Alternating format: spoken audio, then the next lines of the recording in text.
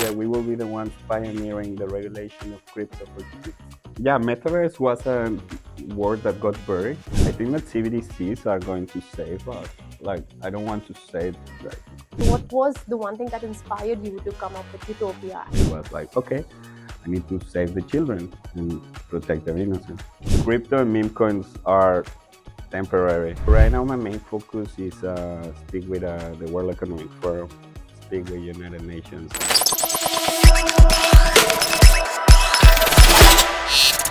This is Token 2049. My name is Madiha Khan for Voice of Crypto, and today I have with me Mr. Emmanuel from Utopia, the CEO of Utopia. Welcome, and thank you so much for talking to us. Thank you, thank you. It's been a pleasure. It's been a chaotic 3 days, but now it's starting to get more stable. Definitely. Before I talk about anything, I really want to compliment you on the colorful socks that you're wearing. Oh, thank you. Yeah, so I like funny socks and boring outfit. Yeah, that's a combination. That's a great combination. Thank you.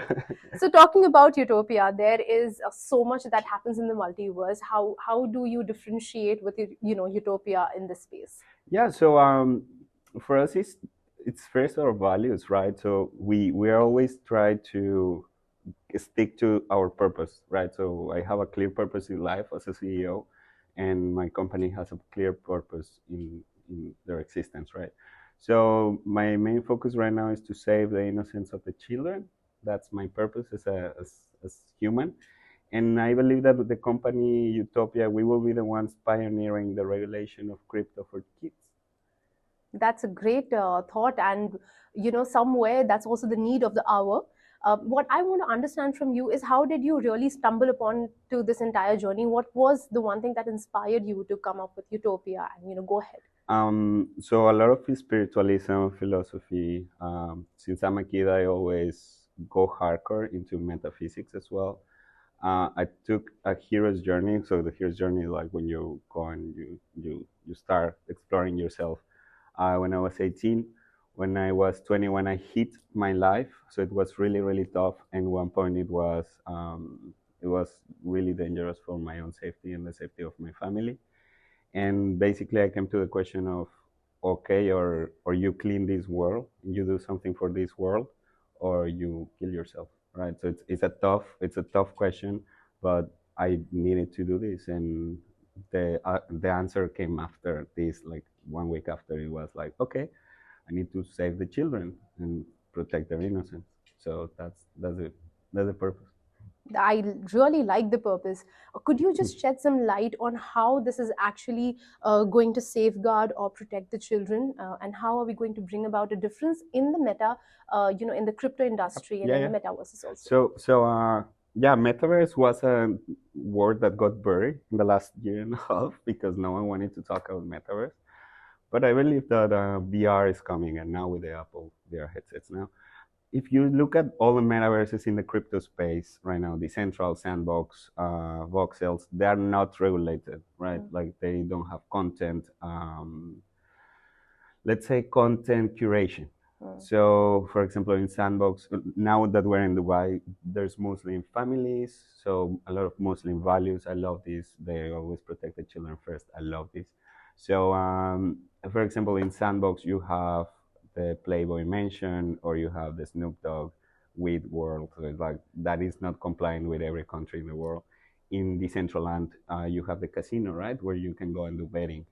Obviously, the governments don't want that the kids log into a MetaMask, put money there, and go and gamble their parents' money. Definitely. So what we want to do right now is that we want to create a funnel of the kids to join into the crypto space, and the login is a wallet. So if we don't believe that a protocol, metaverse, education platform, or any DApp is not compliant for children, we simply don't allow our users to log in. So it's not decentralized, it's fully controlled, and it's decentralized for the families. It's not decentralized for the world, right? So the parents can choose what their kids see, when they see, and how do they interact. That's great. What are the kind of opportunities that early adopters have with Utopia? I believe that at the beginning is exposure and education. This is going to be a 10, 20 years company. We're always looking into more than the next bull run or bear market. Like we don't care about this. So I believe that early adoption and a lot of grow in the terms of utopia because the nature of our business allow us to interact with macro players, including governments, regulators, companies, Web2 companies, super famous Web2 companies, artists, music artists, and if they are starting from the beginning, they will start to see how to do things right, how to do things compliant, how to do things like properly. So I think that the education is the number one thing. That's nice. Yeah. Talking about regulations that come Yeah. from countries, Yeah. what do you think are, some kind of changes or adaptations that can happen in the regulations when we talk about the entire Web3 industry? I think that CBDCs are going to save us. Like, I don't want to say that this might generate controversy, and I hope that no one gets offended, or if they do, I don't care. um, Crypto and meme coins are temporary. Like CBDCs are coming. The governments will be pushing this agenda. I believe that the governments are the only ones allowed to do anti-money laundering restrictions. So we better get focused with them. I think that the Web3 is saving the governments from corruptions, from money laundering. So there is a lot of control that the governments will have over our money. But guess what? From a country such as corrupt as Mexico, I prefer that I prefer to be controlled right now because I don't want to see more narcos getting richer. I don't want to see mafia getting richer. I don't want to see uh, drug dealers getting richer. And I prefer that the government controls their money, even if it implies my money. Right. Yeah. That's a very varied perspective that you have, and I want to sort of also understand a little bit more about regulations from you because I think regulations is one of the most talked about thing when it comes to the crypto and Web3 market. What's your? I mean, you've clearly given a perspective Yeah. about it, but on a global scale, what do you think about regulations and this extreme interest that's there Yeah. in this industry right now? I think that I hit the jackpot with the children. Like maybe it was God, maybe it was destiny. I don't know, but if we regulate the children, just think about it. What is the most vulnerable humans right now? Is the kids. It's not even mentally ill people. It's not older people. It's actually the children, right?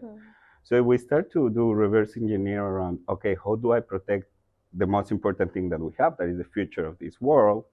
Okay, how that is going to be affecting the other one. So if the governments and regulators start to focus on create the highest possible standards on regulation around the kids, the adults just will be easy one.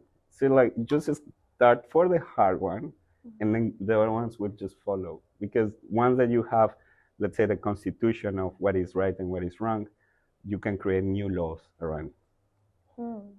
One thing that, if I may say so, you have a very safe the world kind of feeling inside you. Yeah. What I want to understand from you is where does this come from? Like, what's your background? And these thoughts don't come overnight. Yeah. So what's the journey for these, kind of thoughts to be there and for you to do so much of work towards this?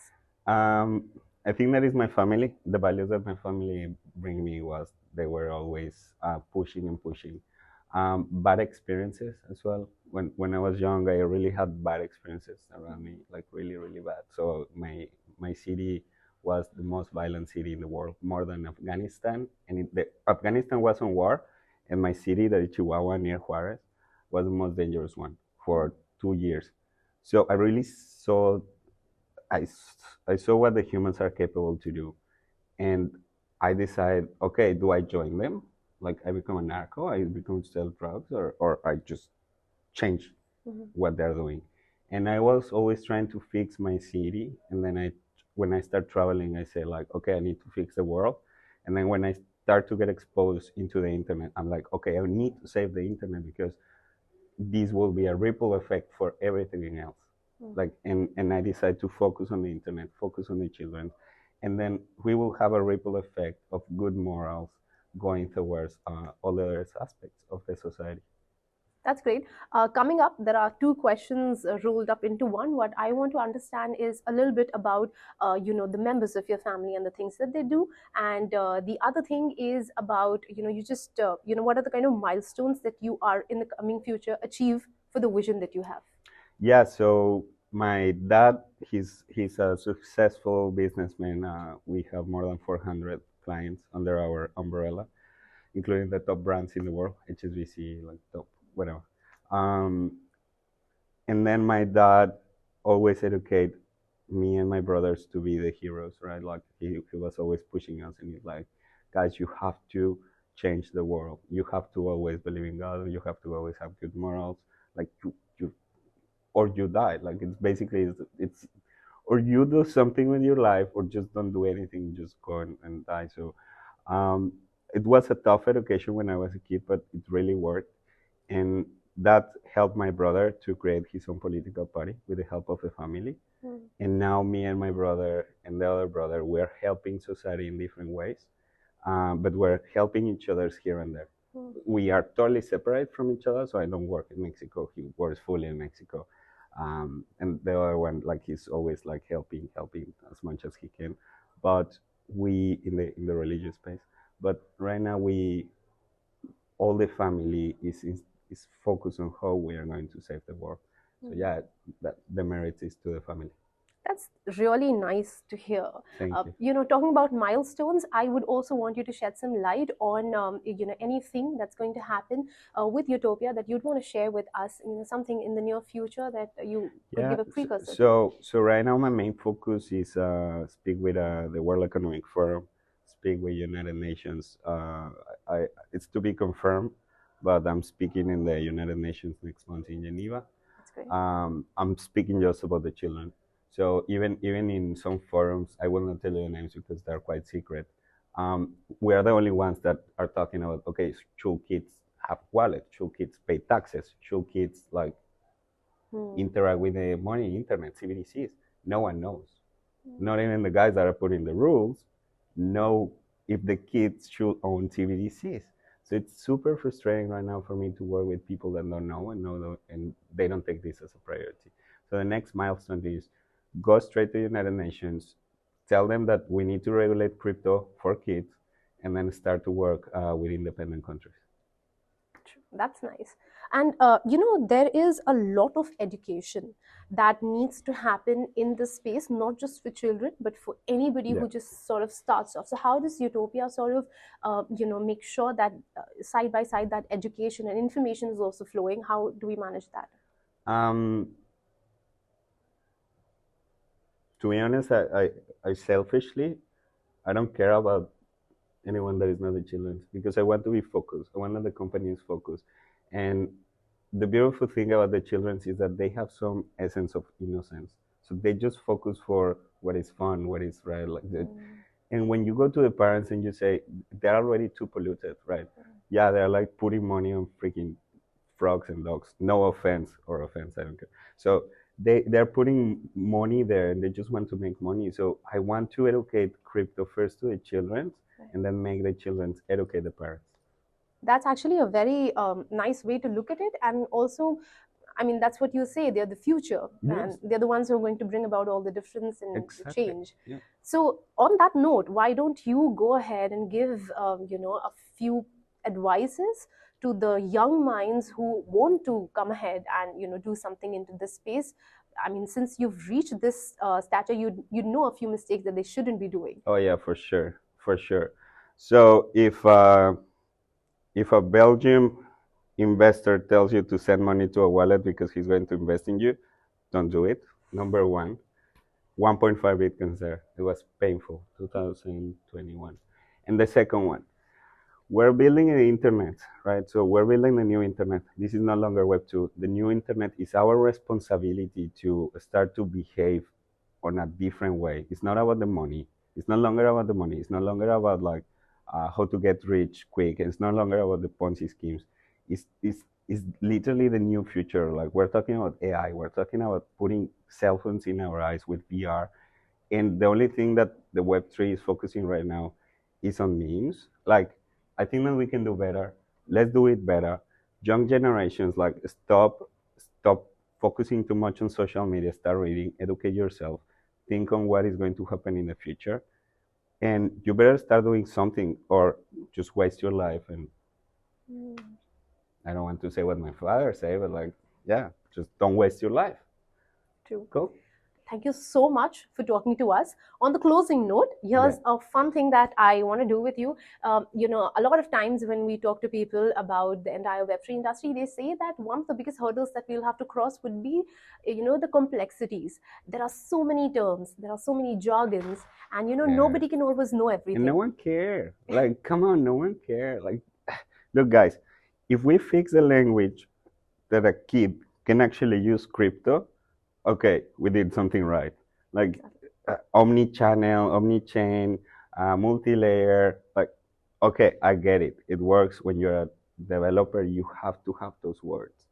But let's just stop putting boozy words to wherever it is. Like, NFTs, just digital assets, digital ownership. Like, if you can explain ownership to a kid, you're successful. If you can understand, if you can teach digital ownership to a kid, oh, that's all. Halas, no more. Like, not necessary. Like, there's no more boozy words to try to make people feel dumb. Like, people feel super entitled, making people hear her boozy words that no one understands. Stop doing that. Just start to talk simple. Let's say the things how they are, and just make the new internet better and simpler. True. But if you had to sort of debunk a term for, children out there right now, what Yeah. would that be? Like, I want you to directly address our audience with this. Just one term that you'd want to debunk. Digital persona. Digital persona. What are you in the internet? Digital persona. Okay. What is your digital persona? And then from there, what is your footprint? What are you doing in the internet? Okay. Just learn. Be self-conscious, because right now we have the body, the mind, and the soul, and then we have the ego, and then now we have a digital persona in the cell phone. So it's quite complex. Just study what is digital persona, and then you start learning about what is the new internet. That's nice and very simplified version of really complex things. Thank you so much for talking to us. Thank you. Thanks a lot for this, and you guys are amazing. Yeah. Thank you.